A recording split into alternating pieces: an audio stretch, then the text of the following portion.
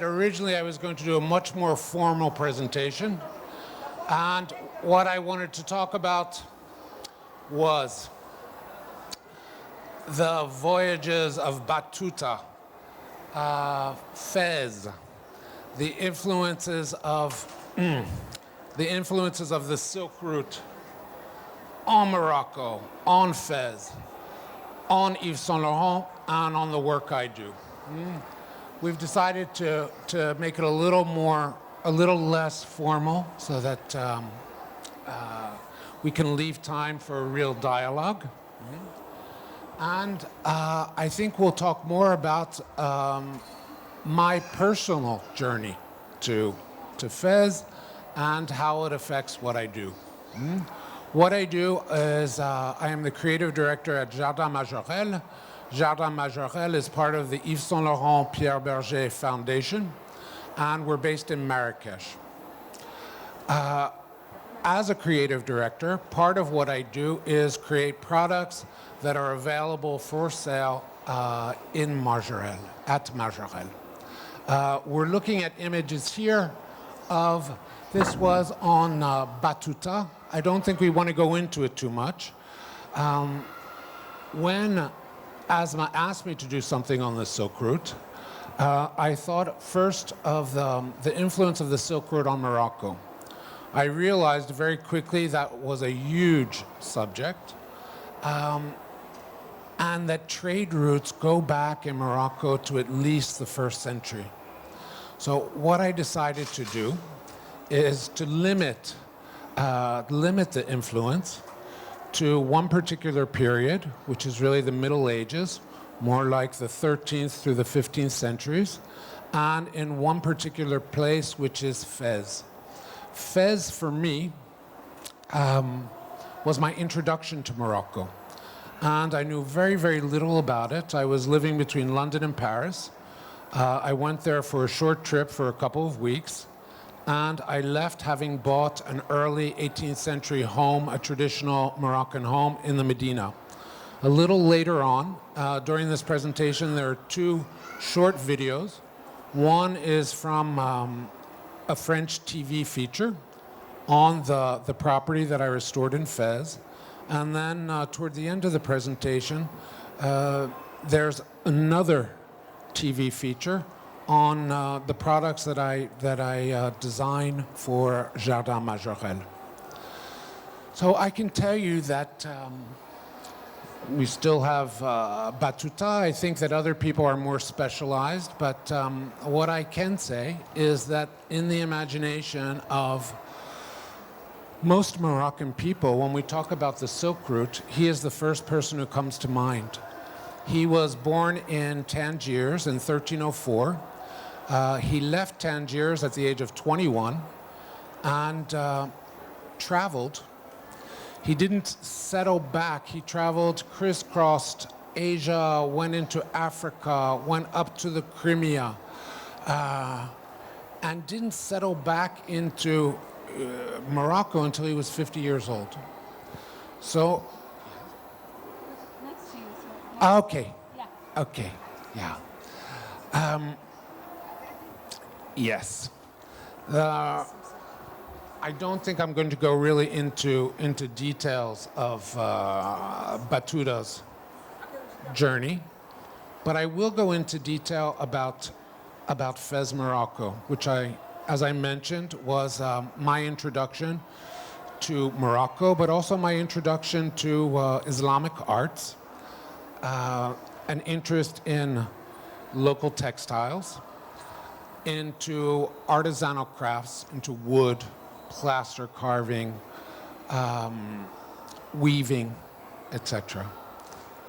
Yeah, I believe that, you bought a house in there, you fell in love with it, and you bought a house. Could you tell us about the house you bought and redone in Fez?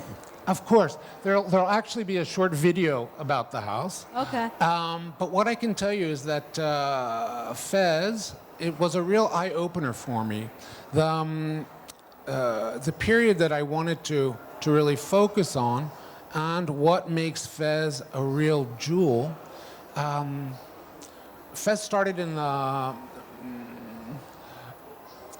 If we go back to really what made Fez such a special place, it starts in the 9th century. And the first part really comes about because Idris I allowed two groups of refugees to settle there. And one were from Andalusia, and the other were from Tunisia, Kairouan. The country, or the city, really reaches its summit during the Marinid dynasty, and that is after the fall of the court of Granada. So when the Spanish expulse the Muslims and the Jews, there's a wave of immigration into Morocco. So some of the into Fez, some of the finest artisans, weavers, woodworkers, plaster carvers settle there. And Fez, for people who are not familiar with it, Fez is the most complete medieval Arab city in the world. So it was granted UNESCO, it was the first Arab city to be granted UNESCO World Heritage status in 1981. Oh. Yeah. So I was not aware of that when I arrived. And as I said, I bought this house. So I bought this early 18th century house. I was working between London and Paris, and I was working on a project in Paris, which was, I worked for a large luxury group, and I restored a shop off of the Place Vendôme, and I put into a place a concept where I was working with master craftspeople, Europeans, doing limited editions of handmade objects, mostly accessories. I did this at the same time as the house in Fez. And it's very, very interesting because I found Malem in Fez, and I decided that I would do this myself. And it was really my introduction into Moroccan culture. And I worked with these Malem in restoring my house. At the same time, I was working in Europe with master craftspeople. And there's a real parallel. Huh? Yeah. That's very interesting. What we're looking at here, this is all Fez, and I think we can leave this as a background. But an extremely interesting. Is this one better? Is this a little better for you? Yeah.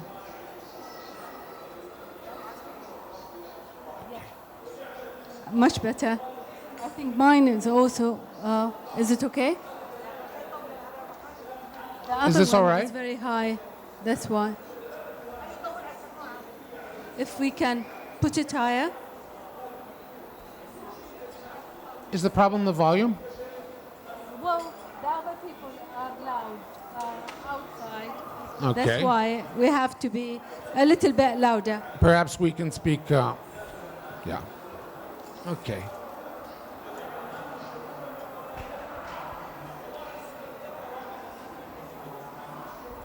So, could you show us a little bit about your house in Fez, or you want to do it later? Actually, we can, if you like, we can go right to that. Okay. And then we can speak about it. Of course. Okay. So.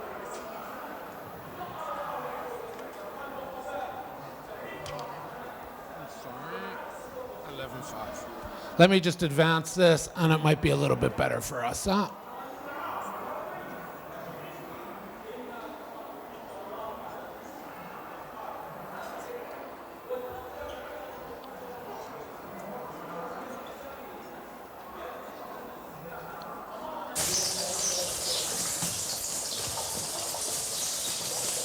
Bonjour Steven. Bonjour, Stéphane. Ravi de vous rencontrer. Oui, Alors là, c'est systématique. Hein. Quand on rentre dans une maison, on sort de la Médina, on rentre dans une maison, systématiquement, petit couloir, légèrement en quinconce, pour rentrer dans la maison. C'est systématique, ça? Toujours. Pour quelle raison? L'idée, c'est de ne pas voir de signes extérieurs D'accord. On ne doit pas voir l'intérieur de la maison depuis la rue. Exactement. D'accord. Ça, c'est la tradition. Absolument. Vous êtes américain, vous? Oui. Comment un Américain atterrit un jour à Fès? Bon, ça fait 20 ans que je suis basé en Europe, Oui. d'abord. Hein. Mais je suis venu à Fès après une intervention chirurgicale. Oui. Et bon, j'avais 2 semaines à passer ici. J'ai trouvé l'endroit tellement apaisant que j'ai décidé d'acheter une maison. Le coup de What foudre. I realized is that you Complètement. probably could Voilà, not c'est read the effectivement- subtitle. C'est pas un riad, ça, hein? Non, Parce c'est qu'un un riad, par dard. définition, c'est ça, il y a un jardin à l'intérieur. Exactement. Donc ça, on appelle ça un dard. Exactement. Et c'est un dard qui date de quelle époque? This Fin man 18e. has asked me about C'était the dans cet structure état of the lorsque vous l'avez house. trouvé? Pas du tout, pas du tout. Non, And tout what était state I found laqué the house turquoise. in. Toute Y la compris- boiserie, y compris les etc. plafonds, tout ça? Tout sauf les petites fraises là Can et they là, read mais it tout or le reste, toutes les portes, tous les chapiteaux, ça c'est des chapiteaux en haut Ouais. des portes, tout ça était laqué turquoise. Alors effectivement, on est à ciel ouvert, là, avec une grille malgré tout. Je ne peux pas venir ici en parapente. Hein. Non. C'est impossible, je ne peux pas atterrir directement dans la maison. Donc il a fallu tout décaper pour ensuite redonner une autre couleur, une autre tonalité. Mais tout était peint, y compris les portes, etc. Oui, oui. Et tout ça, c'est les peintures de pigments d'origine. Donc ça, c'était recouvert en turquoise aussi. Exactement. Tout était couvert en turquoise. Là, vous avez les peintures, ça c'est le plus joli de la maison, en relief. Et comment vous avez fait pour le récupérer? Vous avez tout décapé? C'est un artisan qui vous a fait ça? Non, non, non. J'ai demandé à un ami qui est restaurateur peintre de peinture et qui travaille au Louvre, qui m'a expliqué comment faire. Ça, c'était fait centimètre par centimètre. Le décapant, on enlève le mauvais avec des cotons-tiges, on met l'alcool pour stabiliser, pour pas manger le bon peinture, Waouh. et de suite. C'est un vrai travail de titan. Hein. 2 ans. 2 ans les travaux, l'intégralité? 2 ans pour enlever la peinture. Alors en ce qui concerne la décoration ici, je me suis rendu compte assez rapidement qu'il y a un mélange de styles. Hein. On n'est pas dans le total look marocain. Exactement. Pour quelle raison? Oh, c'est par goût personnel. Je trouve aussi que les maisons sont extrêmement embellies et que c'est bien de casser un peu. Il y a une ambiance asiatique par moment. Pourquoi? Bon, d'abord parce que j'aime, mais aussi j'ai habité au Vietnam pendant 3 ans, il y a très longtemps, Ceci explique cela. et j'ai développé les produits. Donc, Cette maison, c'est l'image de votre histoire. quoi, ouais, finalement. voilà. Il y a beaucoup de personnel. Hein. Il y a une cuisine sur le côté, c'est ça là-bas? Exactement. Il a fallu la refaire aussi intégralement? Oui, complètement. Là, c'était un peu catastrophique, la cuisine. Donc là, on reste vraiment dans l'esprit marocain avec des éliges, hein, c'est ça? Exactement. Mais mon idée, c'est d'avoir restauré la maison vraiment façon traditionnelle, toutes fait main, etc.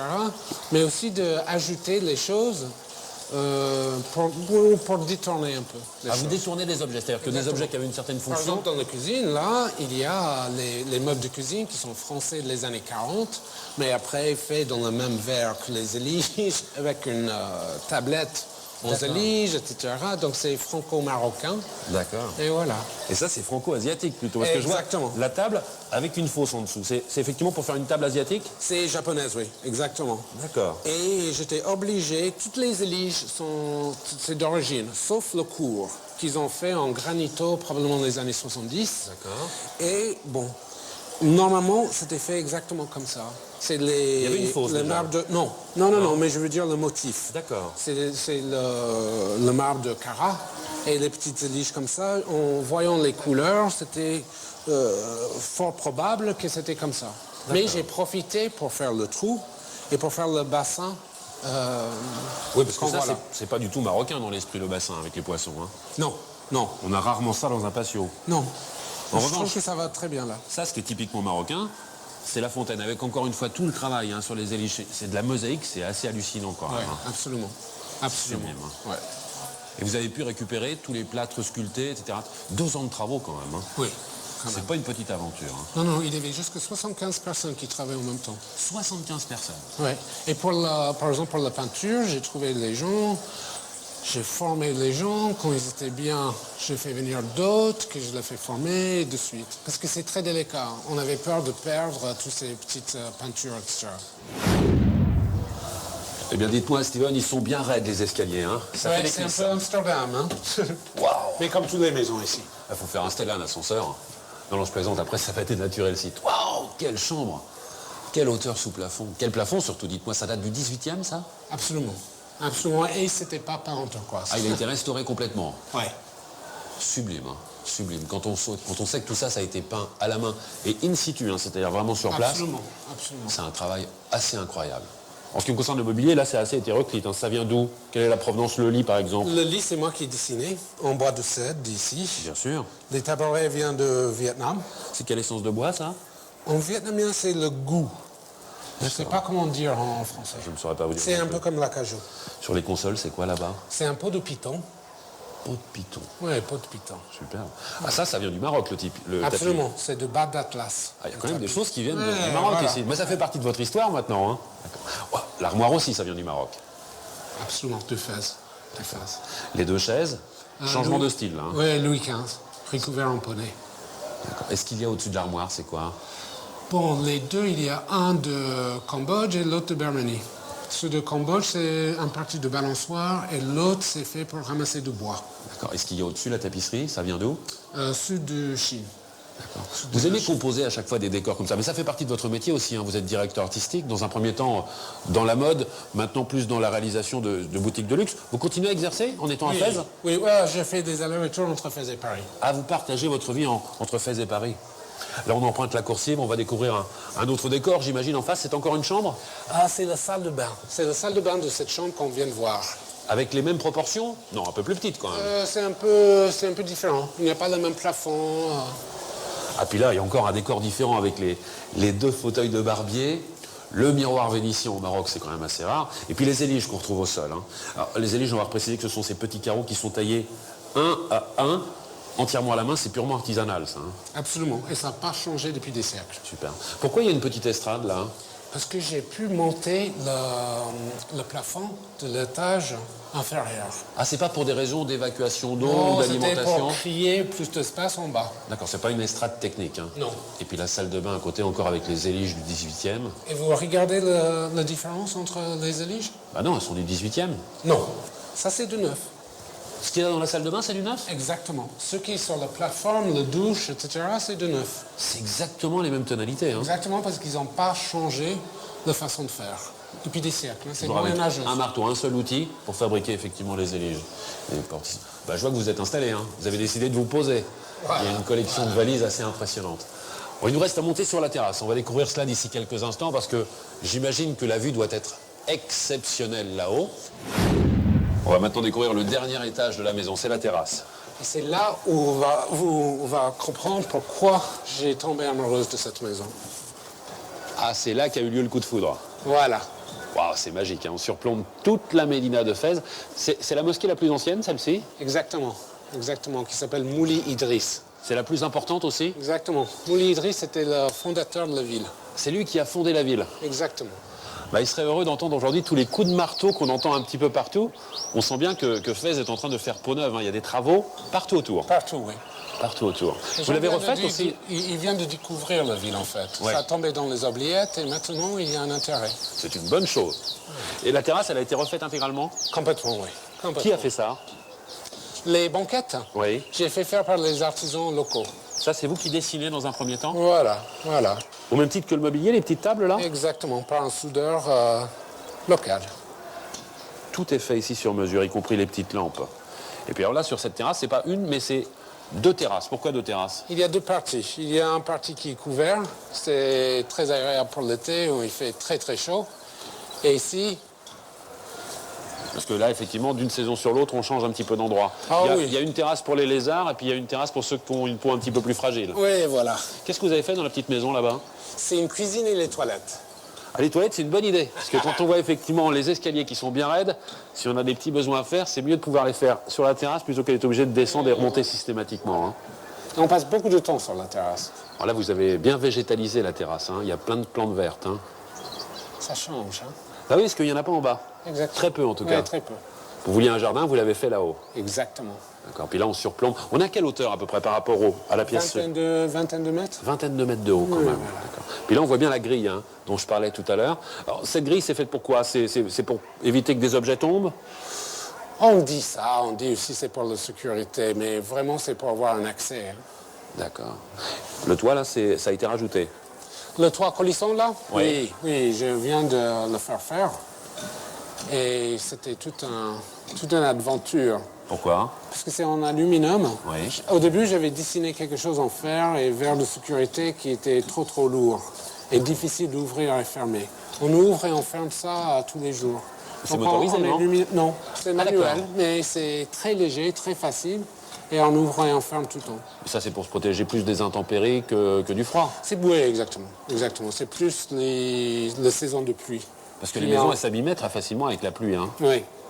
Vous avez regardé peut-être beaucoup de dégâts des eaux. Si on veut être sûr que cette maison soit encore là au 22e siècle, mieux vaut la protéger. Oui, voilà. Question toute bête. Est-ce que c'est pas de plus en plus difficile de quitter Fès pour remonter travailler à Paris de temps en temps? Non. Je suis un inconditionnel de Paris. Ça me fait un tel plaisir chaque fois que je rentre. Mais c'est exactement la même chose ici. Vous êtes content de revenir aussi. Oui, voilà. Merci en tout cas pour la visite, Steven. Merci, À Stéphane. une prochaine fois, j'espère. Okay, so that gives you a little of an idea. After there's a whole the background imagery will be on textile. Okay. Yeah, what I can say is that Fez is one of the last remaining places. It actually is the last remaining place where traditional brocades are woven. It's also, a lot of what you'll see here are lompas. Lompas are these weavings that you have behind you. They really reached an art form in Fez between the 13th and the 15th century. They are done on hand looms. There is one master weaver who still does this, one. There is also only one master brocade house left in the Kingdom of Morocco. That's very sad because just one weaver. One weaver. Those weaves started somewhere in واحد. Only one house and one weaver left to do that kind of weaving. Fez. This is in Fez, yes. This is all in Fez. Yes, and the reason that they still survive is because of the Moroccan wedding. Same with the brocade house. One remaining. Yes, that's exactly what they are. That's exactly what they are. Now that started probably in Persia, and I took this because I thought it was a wonderful example of the Silk Road. It doesn't arrive in Fez till the 11th century, 11th, 12th century. Okay. And as I said, there is one remaining house that's doing this. These are considered prize creative. But this is sad. They don't have school to teach people how to do it, a new generation, or there is no interest in doing it. I don't think there's much interest in doing it, to be honest. Huh? It's a very difficult one. A belt like that, for weavers, can do about 90 centimeters in a 10 to 12 hour day. Only 90 centimeters? 90. 90, imagine. Yeah. 10 to 12 hours a day, that's long. Now, for the brocades, it's wonderful that they still survive, but there is one master, Wazini. This man is in his mid-70s. I spoke to him. He told me as a young man there were 18 houses in Fez that were doing silk brocades. He is the last person alive doing them, and he's in his mid-70s today. He's built his own. He has 18. No, he has 8. There were 18. He has 8 people working with him, 4 looms, and again, it's the same thing. The fabric is less than a meter wide, and 4 weavers less than a meter a day. So it's very particular. And I don't know that people are even aware of this. I don't think so, no. No, in here, but I don't know about... She is Moroccan. I don't know if she knows She's about... also Fassi. Ah, okay. Yeah. Yeah. Okay, how about, the Jardin Majorelle? How did this come into, that you went into it and you started working there? Could you tell us a little bit about it? Certainly. My interest in Morocco started, of course, with Fez. I knew nothing about it when I arrived. And in restoring the house and working with Moroccan artisans, as I said earlier, it was a real introduction into the Islamic art, Fez, Fassi in particular, and Moroccan artisanal works in general. This was the restoration of that house took several years, and it really awakened an interest in me. As I said, I was doing something parallel in Europe. A little over 4 years ago, Pierre Berger, whom I had met many years ago as a fashion director in Paris, found out that I had a connection to Morocco. And he asked me if I would be interested in coming down to Jardin Majorelle and taking over the creative direction. So Jardin Majorelle is, of course, a botanic garden that was started by the French Orientalist painter Jacques Majorelle. This is in the early 20s, 1924. Today, it's part of a foundation that includes one museum on Berber culture. We'll soon be opening another museum in mid-October, which will be an Yves Saint Laurent fashion museum. It will include temporary galleries for different exhibitions. Pierre Berger owns the largest collection of Moroccan and Andalusian manuscripts, which will be part of a reference library. There will also be an amphitheater, and we're looking at coordinating other cultural activities. Okay, could we have, you have a video of the garden itself and the house of Majorelle. Could we have a look at it? Yeah, of course. Yeah. Of course. We can move right along to it if you like. Okay.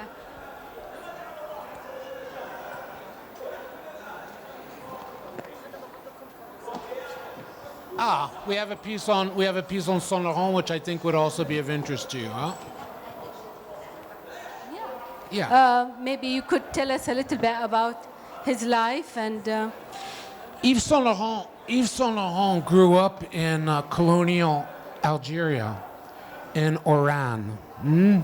When he went to the Chambre syndicale d'haute couture in Paris and was introduced to the editor of French Vogue, and at 19 years old was taken as first assistant at Christian Dior.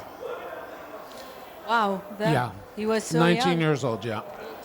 2 years later, Christian Dior died, and he was artistic director for the House of Dior. This takes us into, we're in the late 50s. He's called to military service, and the House of Dior retires him.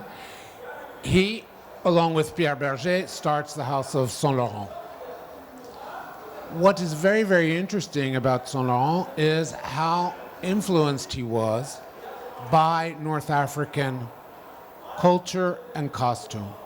So Yves Saint Laurent always imagined all of his collections were an imaginary journey, a voyage. And we see that he treated many different cultures, but the one that comes back and the one that is the strongest is the Moroccan. Well, he grew up in Algeria, so he must have, been influenced by it, and he wanted to promote it as he, moved to Paris. I'm sure. No, it's very, very interesting because Yves Saint Laurent himself said that what he got from Morocco and North Africa was sense of color. Exactly, yeah. The mixing of color, the vividness of the colors in Morocco is amazing. Yeah, and today he's really considered one of the most brilliant colorists of the last century in fashion. And he always insisted that this came from Morocco, and that he dreamt of that garden, he dreamt of the colors, he dreamt of the people that he saw in Morocco, and he saw that as a kind of Delacroix sketches, etc. Yeah. And could you tell us a little bit about Jack Majorelle himself? You know, I believe that he bought this house so it doesn't become into a hotel, right? No, that's not, no. Jacques Majorelle was an Orientalist painter.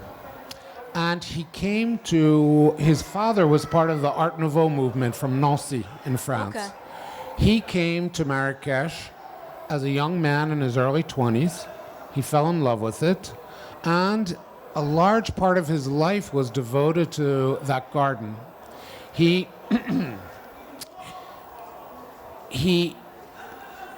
progressively became more and more, I would almost say, obsessed with the garden. He said that this was the biggest project of his life. He imported plants from all over the world. What you're referring to is Jacques Majorelle. Jacques Majorelle died in 1966. Yves Saint Laurent bought a piece of the Majorelle estate in 1968. Yeah, that later on there are photos of their home there, but the original piece that they bought had the Jacques Majorelle home on it. Today it's called Villa Oasis. Okay. Okay. Now what happened? There is a private part of Jardin Majorelle, that's what they had, and a public part. In 1980, what is today Jardin Majorelle was going to be made into a hotel. And Yves Saint Laurent and Pierre Berger loved the garden. They would go to visit, and they decided that they would save it. And in 1980, they bought it. Okay. And they restored it. I would say that it really became an accidental success. Today, Jardin Majorelle is the most visited monument in the country of Morocco. Amazing. Yeah. Yeah, maybe if we could see a little bit video about the garden and so on. Well, the video is actually, this is the influence. This is the Moroccan influence on Yves Saint Laurent. And you can see that all of these North African things he appropriated and did very well. It's interesting because Yves Saint Laurent is really credited with taking the masculine wardrobe and empowering women through it. So the pea coat, which was a sailor coat, the tuxedo, which was man's formal wear, the first jumpsuit, which was men's working wear. But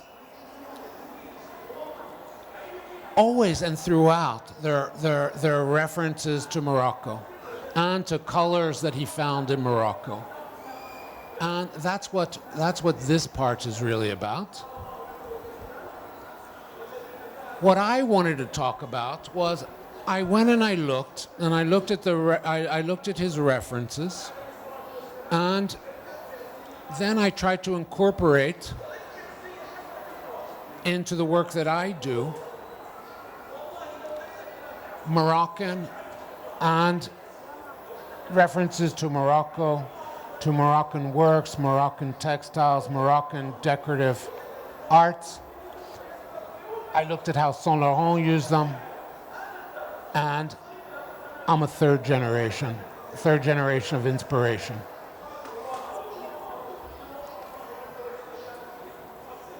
Beautiful colors. Yeah, I think you can really see how inspired he was by the garden, but also by Morocco in general. All of these things, the caftan, the passe-montre, the color, all of these techniques.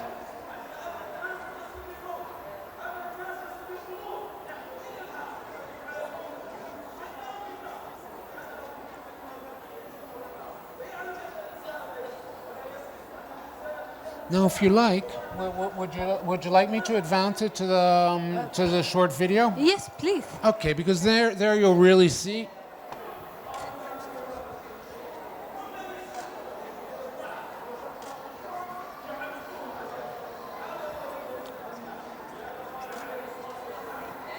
Here you have images of the garden.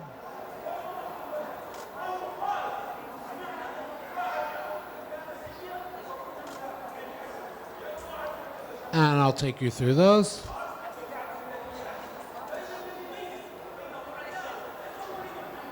This is the home that I was talking to. This was the original Jacques Majorelle home.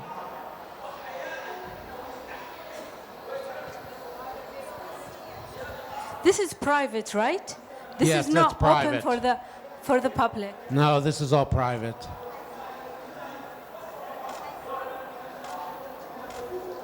And interestingly, this was done in coordination with an American decorator who is considered. Here's some products that I do. And you can see the inspiration.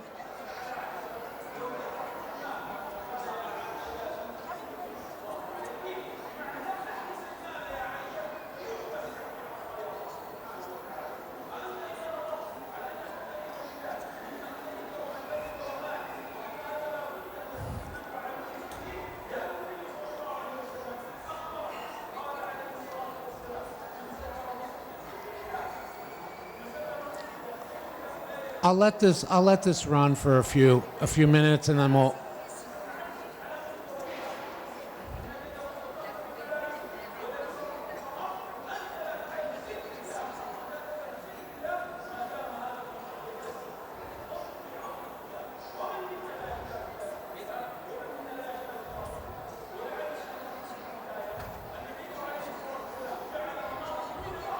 And I think each time you can see really where these ideas come from.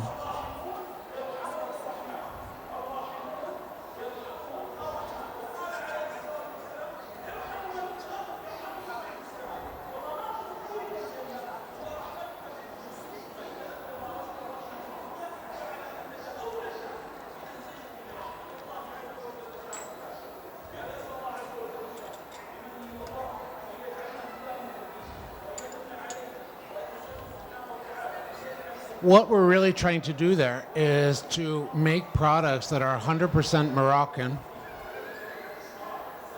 that use the finest materials, but that really genuinely reflect the ancestral savoir-faire of Morocco. And here I just made little juxtapositions of where these ideas are coming from and what the products look like.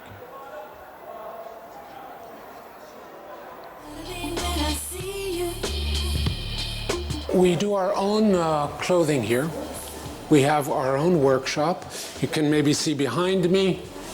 Again, we're the only people in this kingdom who use this satin de soie, this silk satin or this silk chantongue. Gandour is a classical Moroccan garment. And I think you can recognize the inspiration. This is really a hybrid between a traditional Moroccan garment, and this is a reference to Saint Laurent. We never copy Saint Laurent, but we do take little inspirations from him. Suddenly when I see you, finally see the sun. This is a clutch bag that is embroidered with, this looks very modernist, but it's actually a 16th century Islamic arts design. Leather is a big part of what we do here. Wake up in the morning, then I see your face. This one was inspired by Moroccan pouf. So you can see it on the back. It's kind of, and it becomes a bag like that. Whoa, whoa, sun is shining on the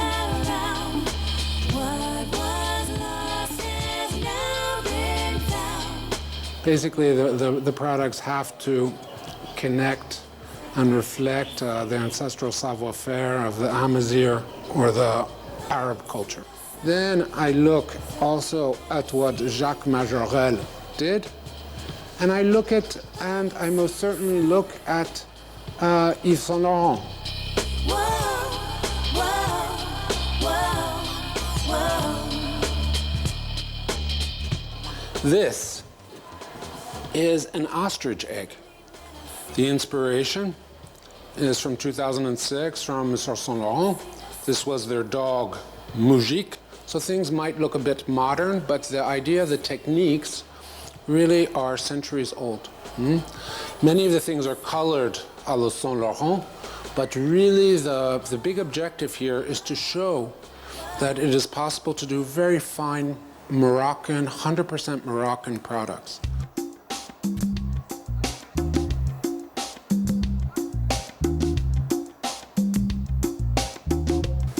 I think people can recognize this as coming from Henri Matisse.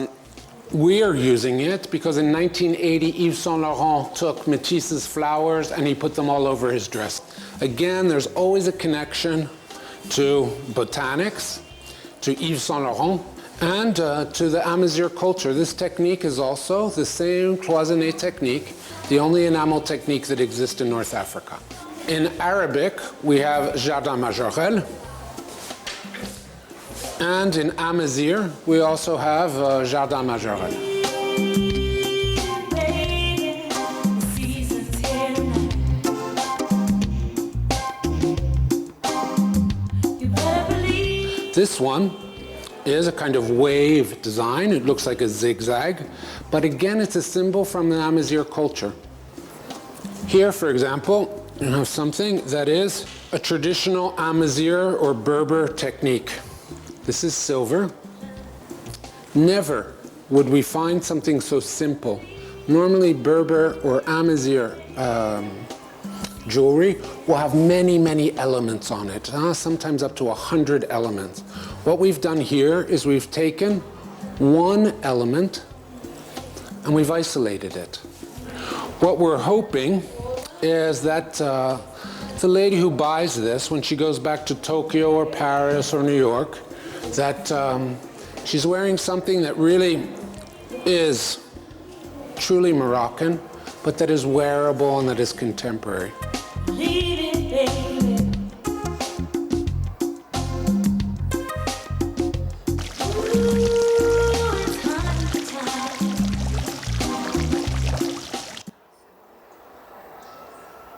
These last images are, it's very, very interesting because the last images are the new Saint Laurent. And you can see that the inspiration, clearly where the inspiration comes from, this is someone else's vision. Thank you. You're very welcome.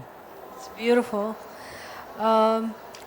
Thank you very much, You're Stephen. very welcome. I introduce you the Ministry of Parliament. Nice to meet you. Nora Al-Kabish is the youngest. This one, the youngest minister. We are lucky. Yes. Now- So please, that was a little jumpy, but I didn't want to do, as I said, I had prepared something that was very formal. I wanted to leave a little space so that we could create a dialogue. Yeah, anybody, we open now for questions. Anybody have questions? Yes, Hanadi.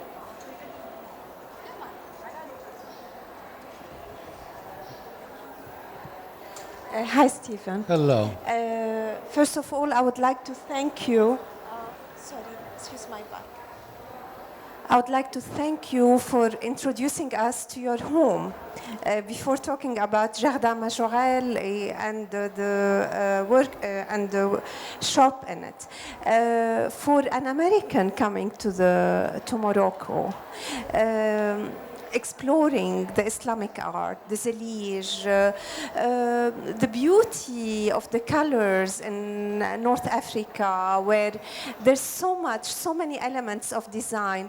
What made you buy this house? Because we as Arab, we are taken by the architecture and the beauty of the interior element in Morocco as well. It's so fascinating. It's outstanding. I mean, breathtaking. And to have a house in Fez in particular, where so many things mingle together to make the beauty of the city is something. This is my first question. My second, to revive the Amazigh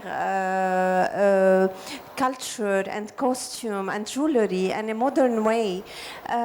This is something. Who is behind this? I mean, are you behind the ideas or The philosophy, excuse me.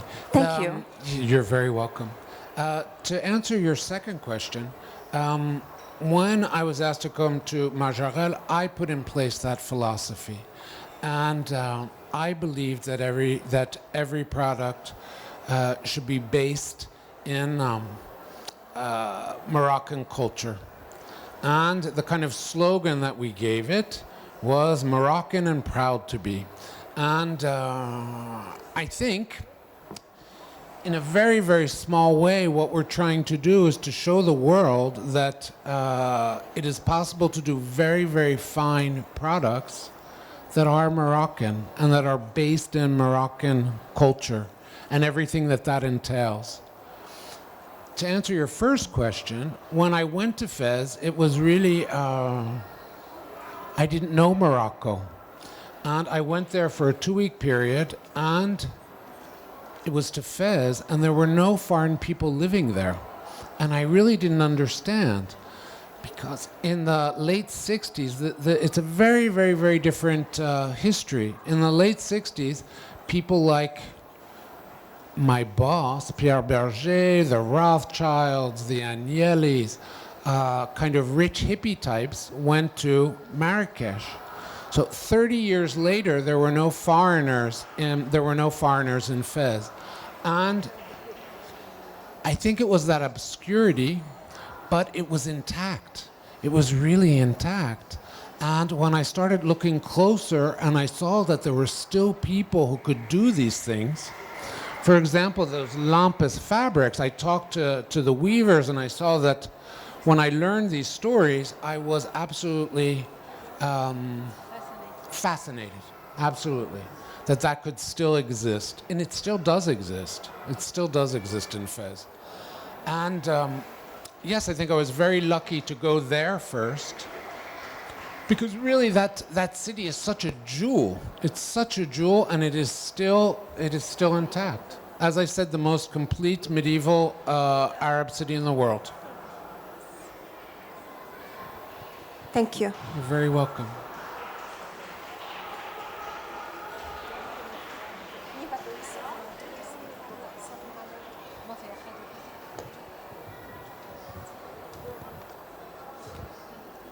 I just want to ask the question. The majority of your clients, are they Moroccans or they are from abroad? International. Mostly international. International, yeah. Okay. Anybody, any questions?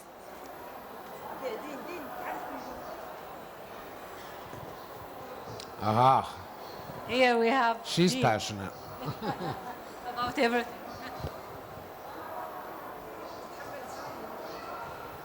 Hi, Stefan. Hello.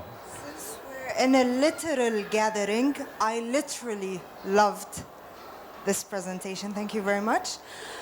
I wanted to ask you, there's a lot of, since our conversation yesterday, I read a lot of debate about the fact that Jardin Majorelle and the products they produce are more of an Yves Saint Laurent spirit than the current Yves Saint Laurent fashion line. How do you answer that? Be it in the cut, be it in the color mixture, especially the color that is very popular for Yves Saint Laurent, the orange and the fuchsia, and the turquoise blue with gold. So.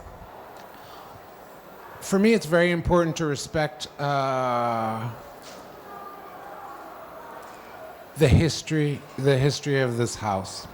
and the personal history of Saint Laurent and the importance of Morocco to him, the importance of the colors of Morocco to him, and for his spirit to continue.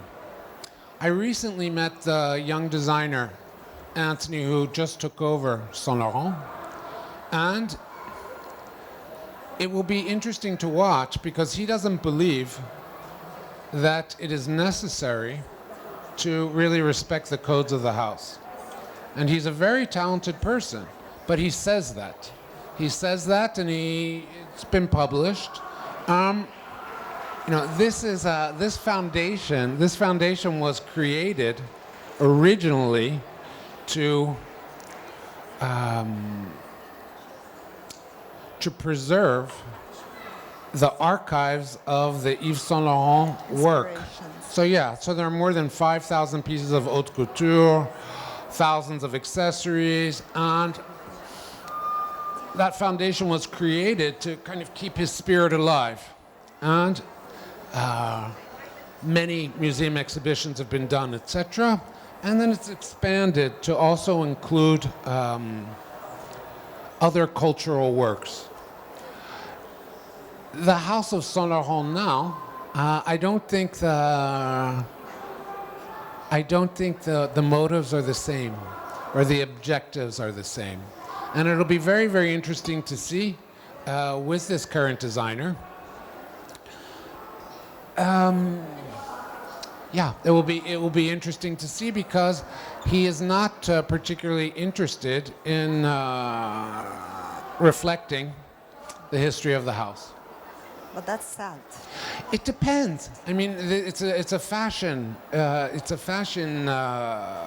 discussion. But if you look at a house like Givenchy, their creative director, after I think 12 years, has just left.